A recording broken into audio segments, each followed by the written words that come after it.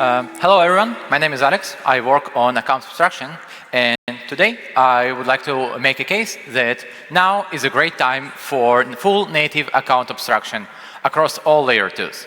So we have been using EOAs for better part of like 15 years, and the question is it the best we can do or we can do better? To answer these questions, I will ask 5 more smaller questions. They are, what are we trying to abstract away? What are we trying to enshrine in Ethereum protocol?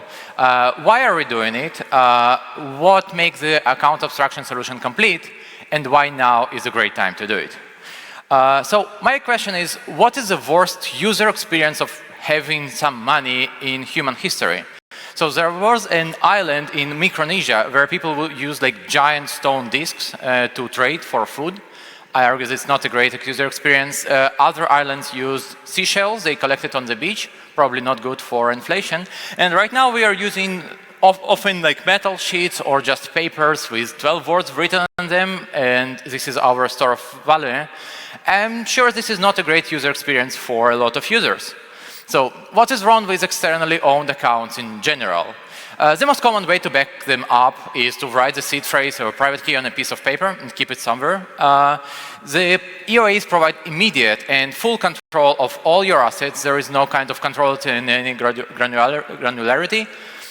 It is very hard to replace your private key, your secret, and you just need to move your assets. And not all assets can even be moved. You can have like voting power delegated to your address on some DAO. You can have an airdrop coming your way. And they are part of the protocol. If we want to change how EOAs work, we need to change the Ethereum protocol itself. So for their users, if they lose their private keys, they lose their funds. If they expose their private keys, they lose their funds. If they send assets to an incorrect address, they lose their funds. If they do it on the wrong chain, they lose their funds. And if they even created their seed phrase with a wallet that has a broken seed generator randomness, they will lose their funds. So you do anything wrong, loss of funds right away. We don't have any time to waste in adopting a native account abstraction. Externally owned accounts, they don't provide the convenience that users are used to get from technology in this day and age. In my opinion, the even existence of externally owned accounts is kind of a technical debt for us. It's an implementation detail from early days of blockchains that is still widely used today. And we should expect to phase out and deprecate externally owned accounts, but that's not what we are doing. Instead, we are creating more and more dApps that rely on EC recover, that rely on EOA-based transaction types, and we are adding new transaction types with basically every Ethereum update. And it is frustrating because EOAs become more and more entrenched in Ethereum as time goes by. And in a short period of time, it will probably be impossible to replace them. Like, for example, driving on the left side of the road in the United Kingdom and some other countries, there is so much infrastructure built around it that it is impossible to reverse this decision and convert to driving on the right side of the road. Or using a metric system or imperial systems in the United States, people are so used to it that it is impossible to reteach 300 million people to use a metric system. So all that would be kind of theoretical if we could just keep using EOAs forever with their bad user experience, but that's not the case. EOAs do have an expiration date. Making a change to how Ethereum works takes very long time. Transient storage was created in 2018, got to mainnet in 2024, 6 years to make this change to Ethereum. And quantum computers are known to break elliptic curve cryptography, and they are expected to go online somewhere next decade. So NSA sets 2035 as a deadline for post-quantum cryptography. It seems like 11 years are a lot, but if we haven't started yet, that's not so much time to convert the entire crypto community to a new kind of cryptography.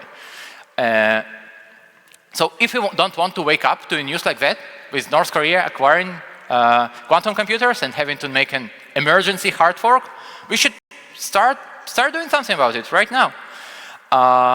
So let me dive a little bit into what do we need to abstract.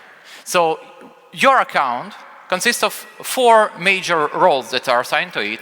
This is your address. This is your identity on chain. This is what actually holds your assets. This is what authenticates you. The private key authenticates that you can control this asset. You also pay gas from the account that is sending a transaction. This is the definition of a protocol. And the execution, excuse me?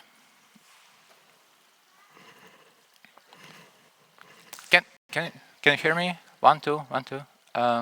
Yeah, great. And execution is also part of what your account does. So current Ethereum transactions allow you to make one execution frame, meaning like you can call a destination with some kind of call data. And if you want to transfer 2 kinds of tokens, you need to create 2 transactions. You cannot batch them naturally together. We want to abstract away all of that. We want your address to be derived from the smart contract account that you are using. You deploy a contract, and this is your account now. You authenticate your transactions by using a method in this wallet called validate transaction. Your account does not need to pay gas for its own transactions. You can have a different account contract that we call it paymaster, and you call its validation function, and this contract can accept paying gas for your transaction. And for execution, you just pass some data to your wallet, and your wallet can do whatever it wants on chain to execute multiple transfer swaps, whatever you come up with. So for all of you who are following Ethereum development, all core dev calls, EAPs, you may ask yourself, didn't we just solve account abstraction with EAP 7702? So it's a fairly new EAP, but the answer is yes, but actually no. If we look at the table, we didn't change how address works. It's still controlled by your private key. You still authenticate spending even a 7702 transaction with signing an ECDSA private key. You do abstract away gas payment, but not in a generic way. You allow one EOA to pay for the other transaction's EOA, which is kind of glorified meta transaction, but not a natively abstracted solution. But you have full execution abstraction. You inject your code into your EOA and execute this code as part of your transaction. This is a very interesting EAP. I suggest you read up on it if you didn't. So having a gas abstraction being done by a second EOA is like putting a car inside a car, and trying to implement some kind of spending limits for an address that still has a private key behind it is like putting a door in a field. You can still take your private key and overcome all your spending limits or anything. For those who know our work on ERC 4337, you may ask yourself, didn't we solve account abstraction with ERC 4337? And my answer to this is yes, but there is nuance. ERC 4337 right now provides account abstraction to anybody who opts into using it. But the Ethereum ecosystem and the protocol itself don't seem to favor it, and there are downsides of using a non-native solution. The first and foremost, it's increased gas cost. Using user operations roped by a bundler, it adds at least 20,000 gas overhead on top of what your transaction is doing, and often more. And sometimes it's critical for users to have the cheapest way possible, and the best one is EOA right now. There is a philosophical issue of increased EVM code trust surface, because entry point is a Solidity code. There is a single implementation, and it's like your wallet and paymasters, they need to have a full trust in it. And even though it was thoroughly audited, it's still a Solidity code that you trust. A lot of dApps don't support smart contract wallets right now, and there is some kind of censorship resistance risk, because we see clearly that in-protocol inclusion lists require in-protocol account abstraction. So building an out-of-protocol account abstraction is like building a house on top of an office building, and getting everyone to use account abstraction while keeping the barriers is like not very good for the users. Many users will just give up and opt for the default EOA path. And my next argument is that layer 2s need to take charge here and implement it first. Layer 2s will be the first one to adopt many changes, and they will be the ones to shape the future of EVM and Ethereum. And there is a number of reasons for that, I believe. First one is that blob and blob transactions have brought a huge scaling breakthrough to Ethereum recently, for L2 specifically. Another is that L2s are becoming more safe, battle-tested, decentralized, and there are less and less downsides or trade-offs for using layer 2s. There is also now a RIP, roll-up improvement proposal process within the AF that allows them to coordinate upgrades to their networks the way EAPs were used for Ethereum mainnet. And layer 2s are competitive. There are a lot of layer 2s, and they compete against each other, while Ethereum mainnet struggles to oscillate and not to innovate. What is inspiring is that some layer 2s already today don't support EOAs. They start as smart account only, and they are having no issues with it being in production. We already see that the vast majority of account abstraction uses is on sidechains or rollups that are not on Ethereum mainnet. So first of all, we need to leave gas relays, bundlers, servers in the past. In ERC 4337, the account abstraction is achieved by actually keeping a bundler server who actually sends the Ethereum transaction to the entry point contract. So you still have an EOA in your account abstraction system, and you are stuck with it. It's part of your account abstraction now. What we should do is to eliminate this step and make sure that transactions are abstracted by design. So smart contract accounts, they can initiate a transactions without any EOA being involved. A user creates an account abstracted transactions, it gets to the mempool, it gets included in a block, it gets executed. Let me remind you what steps the Ethereum transaction validations take right now. So there are 5 major steps. Signature verification, account nonce verification, balance verification, that you have enough balance to pay for the gas of this transaction, base fee check that you are paying the sufficient gas fee, and nonce incrementation. So if we were to write it in Solidity, we could write a function like that, and that would be our validation functions. But right now, it's not part of your transaction. It's part of what protocol does for you outside of the transaction. Instead, what we are suggesting is an RIP 7560, which splits Ethereum transaction into 2 parts, validation and execution. So on top, you see a legacy transaction, and validation is a part of the protocol defined outside of the EVM context.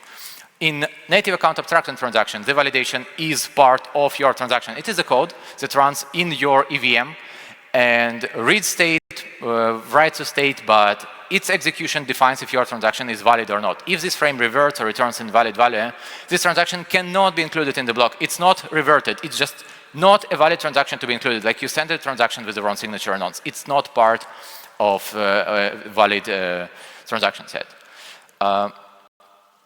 So an example, if you were to run this code in Solidity with a terminal, and you had like login function enabled or something, if you were to send regular transaction, you would never touch the validation frame function. You have one frame, and this is your only top frame. With validation, if you call execute function, the validation has to run, and it is executed. And if it returns the correct magic value, only then your transaction gets included in a block. There are 3 possible frames. One optional frame is account deployment. If you don't have any code deployed in your address yet, for the first transaction you are making, your account factory is being called and your code is being deployed. The second step is required.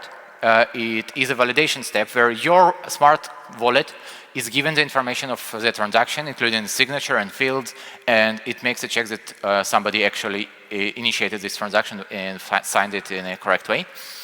And an optional step of providing a paymaster validation, which means using a separate contract to pay gas for this transaction. And I want to reiterate that execution frame is not some target that you call. You give this data to your wallet, and it can do whatever it wants with it. It is comparable to EAP 7702. However, with true native account abstraction, there is one implementation that you permanently have and in your code, as opposed to ephemeral code that you can inject. And gas abstraction, I reiterate here, means that can you hear me? 1, 2? No. Still, okay. Gas abstraction means that there is a separate contract that is acting as your gas tank, and it can accept or reject the charges for a transaction that is not related to it. For example, an app can sponsor its own transaction. We achieve this by creating a transaction type, as most of the innovation right now in Ethereum, that has some fields that are specific to account abstracted type. So you need to specify the address of your wallet because it's not derived from a signature anymore. You need to specify the contracts that you are using as entries in your transaction. So if you are using a paymaster, you can provide the paymaster and data that it will receive. If you are using a deployer, you can provide a deployer address, like a factory, and data for it. And you need to specify limits not only for the execution, but also for the validation frames of your transaction. What does this RAP mean for existing ERC-4337 ecosystem? Well, most importantly, our main goal right now is to make sure that native account abstraction is fully compatible or as compatible as possible with the existing APIs and existing ecosystem. We fully expect that some chains will go for it and implement native account abstraction soon, while others will take years or will just opt out of it. So both ecosystems are expected to stay live for a long time and coexist peacefully. And for chains that do adopt native account abstraction, we want to make sure that they have a straightforward migration path. Also, it is important that ERC-4337 bundlers keep their role in RAP 7560. We accept them to take a role of MEV searchers who will build bundles of account abstracted transactions and provide them to block builders on their respective chains. A bit of context, ERC-4337 has become pretty big itself, so it includes some things that are crucial and it includes some things that are quality of life improvements, and we didn't want to pile on protocol developers, so we split the specification into multiple modules for like gradual adoption and like optional adoption across the chains. So RAP 7560 is the core of the protocol. This is where the most important changes are defined. And there are like plugins for it. RAP 7711 defines a version of it that is friendly for decentralized, public, permissionless mempools. 7712 reintroduces the 25.6-bit wide multi-dimensional non-sequential nonces. These are part of the ERC-4337 specification right now. And we are also working to bring back the signature aggregation. There is an RAP in draft right now. I want to dive a little bit into the decentralized public mempool issue. I have a couple of minutes here.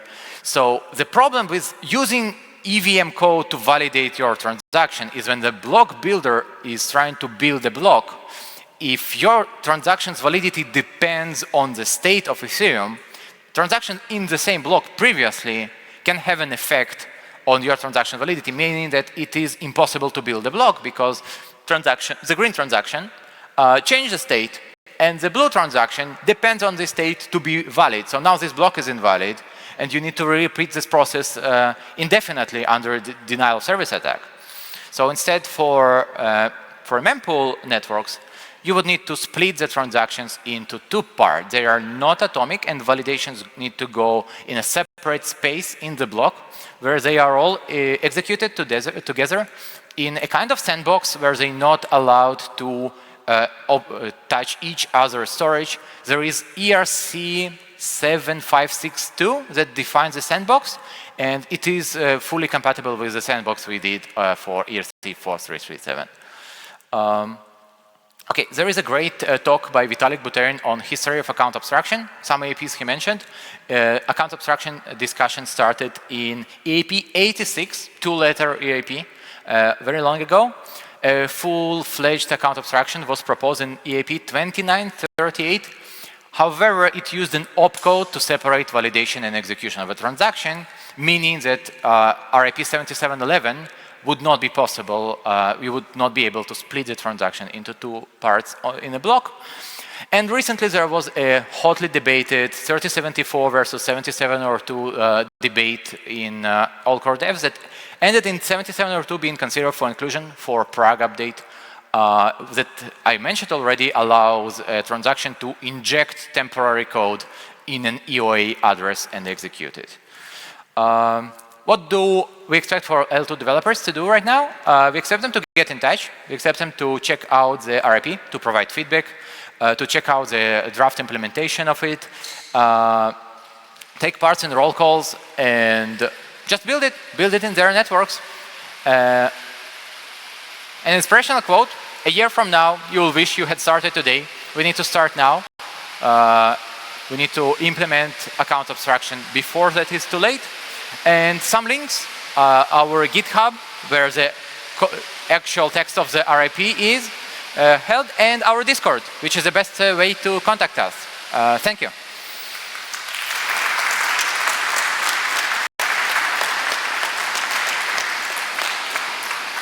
Thank you so much, Alexander. Amazing talk and beautifully handled small technical issues. So, guys, now we have some time for Q&A. Let's say 2, 3 questions.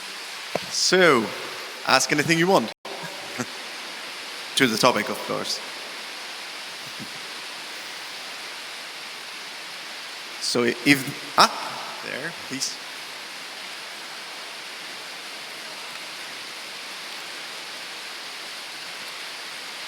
Hi, great talk. Quick question. I don't understand how when you create the sandbox, so you validate the, yeah, that'd be great if you can go back.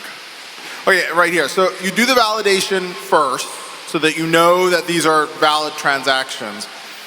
But is the ordering of the execution now important? How do you figure out the ordering? Yeah, so the ordering is important. It stays the same, so validations and executions, they do run in the same order. And there are no transactions in between here, but the validation parts of the transactions, they are all executed before the first execution of the first transaction starts. Because this code is sandboxed, it only can access the storage in itself, in the wallet or in a paymaster. So they cannot overlap. So we know that validations don't invalidate each other. But execution code is free. So do you mean that by validation, it's not validation as in, is this transaction, I mean, maybe it's the same thing, valid, does validation mean will execute? That like it doesn't? Will it be included in a block? You might want to have some extra checks in execution frame and revert. For example, in validation, you checked your signature, nonce, and general intention that it is the right thing. But then in execution, you find out that you don't actually have these tokens, and then you just revert your transaction. But this transaction was valid in terms of you agreed to pay gas for it, and you agreed for it to be included in a block. Okay, so then in the execution, right, if transaction 5 reverts, it doesn't block the whole block? No, it doesn't block. The validation frame remains in a block, and the changes you made to your own storage in validation block remain there. Yeah. And the execution did revert. Got it. Thank you. Okay, thank you, guys. Oh, yeah, okay, one more question. Thanks a lot. Are there any potential issues or obstacles you have thought through with relation to the execution sharding? Could you repeat the plus? If there are any potential issues you needed to address with relation to execution sharding, like this kind of thing. Yeah, or anything related to the native account abstraction.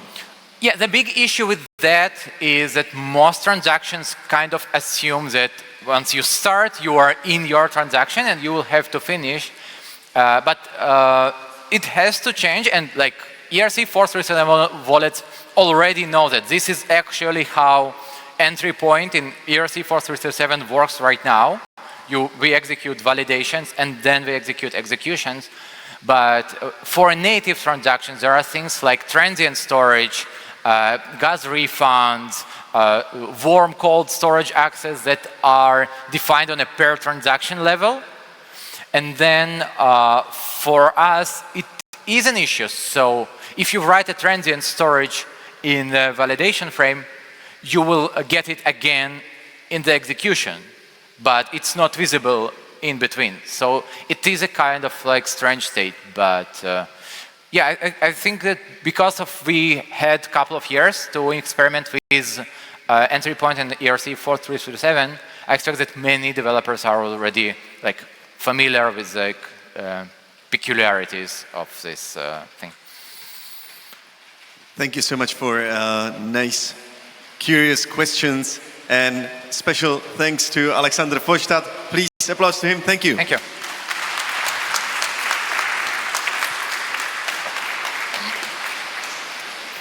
And we'll quickly skip to the next talk. We'll stay at the account abstraction in 5 minutes. I'm just being sad. Okay, so let's wait 5 minutes. Hopefully, maybe the rain will come over somehow. So see you in 4 or 5 minutes.